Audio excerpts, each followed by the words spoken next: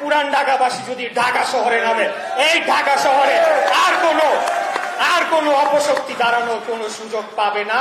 কোন সরকারি আমাদেরকে অগ্রাহ্য করে আমাদের কথাই শুনবে না। 5 বছর থাকবে, 10 বছর থাকবে, সব সংস্কার করবে, আমাদের কোনো পরামর্শ শুনবে না, আমাদেরকে পাত্তা দিবে না। যেভাবে আওয়ামী লীগকে হটিয়েছে আমাদেরকেও নাকি হটাই দিবে। তো সেটারও একটা জবাব দেওয়ার দরকার ছিল। সেই জবাব আমরা দিয়ে দিয়েছি।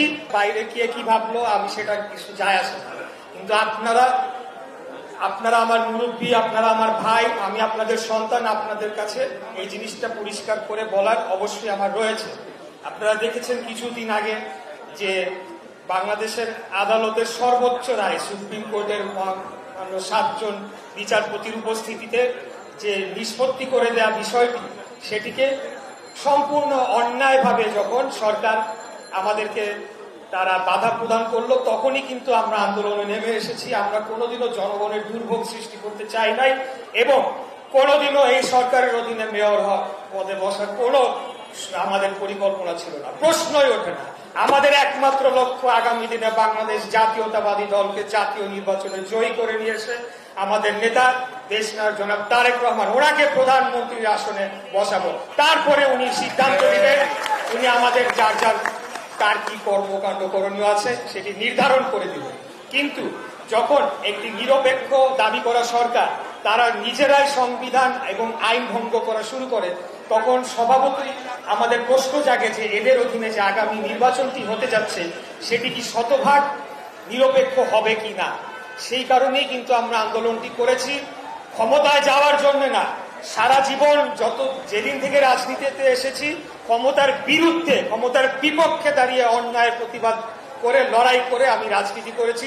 হাসিনার আমলেও করেছি, এই আমলেও ক্ষমতার বিরুদ্ধে লড়াই করেছি। অতএব আমি আপনাদের বলবো, আপনাদের সন্তান যেহেতু আমি, নানাজন নানা কথা বলতে পারে, কিন্তু আপনারা আমার উপর আস্থা রাখবেন। ইনশাল্লাহ আমাদের নেতাও আমাদের উপর আস্থা রেখেছে এবং আমরা দেখিয়ে দিয়েছি যে কোন অপশক্তিকে দমন করার জন্য বিএনপিকে দরকার নাই। এক পুরান ঢাকাবাসী যদি ঢাকা শহরে নামে, এই ঢাকা শহরে আর কোনো অপশক্তি দাঁড়ানোর কোনো সুযোগ পাবে না। কোন সরকারি আমাদেরকে অগ্রাহ্য করে আমাদের কথাই শুনবে না। 5 বছর থাকবে, 10 বছর থাকবে, সব সংস্কার করবে, আমাদের কোনো পরামর্শ শুনবে না, আমাদেরকে পাত্তা দিবে না। যেভাবে আওয়ামী লীগকে হটিয়েছে আমাদেরকেও নাকি হটাই দিবে। তো সেটারও একটা জবাব দেওয়ার দরকার ছিল। সেই জবাব আমরা দিয়ে দিয়েছি। আমরা জনগণের অধিকার নিশ্চিত করার মাধ্যমে জনতার ক্ষমতায়নে বিশ্বাস করি।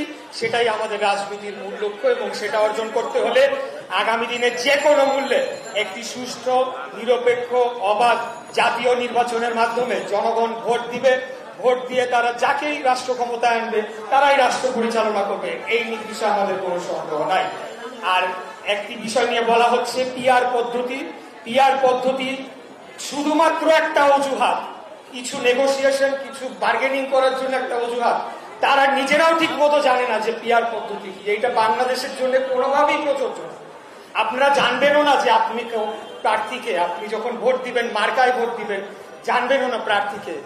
যখন ভোট শেষ হয়ে যাবে কেন্দ্র থেকে এমপি ঘোষণা করে দেওয়া হবে। তো বাংলাদেশের প্রেক্ষাপট কি তাই?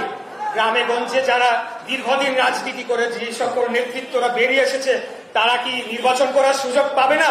অতএব তাদের অধিকার খর্ব করা হবে, ক্ষমতাকে কেন্দ্রীভূত করা হবে। এই ধরনের অপচেষ্টা আমরা রুখে দিব।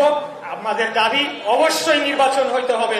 আমি তো মনে করি যে যত দ্রুত সম্ভব এই বছরেই পারলে নির্বাচন অনুষ্ঠান করে দ্রুততম সময়ে দেশকে একটি স্থিতিশীল অবস্থায় নিয়ে গিয়ে জনগণের সরকারের কাছে ক্ষমতা হস্তান্তর করতে হবে এবং সেটা করতে আমরা বদ্ধপরিকর করি ইনশাআল্লাহ।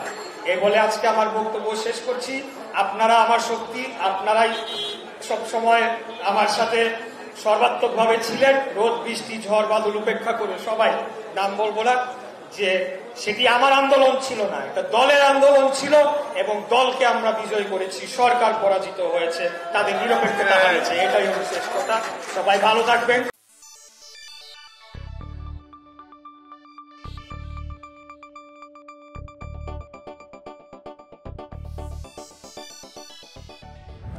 আপনারা দেখছেন প্রবাস বার্তা।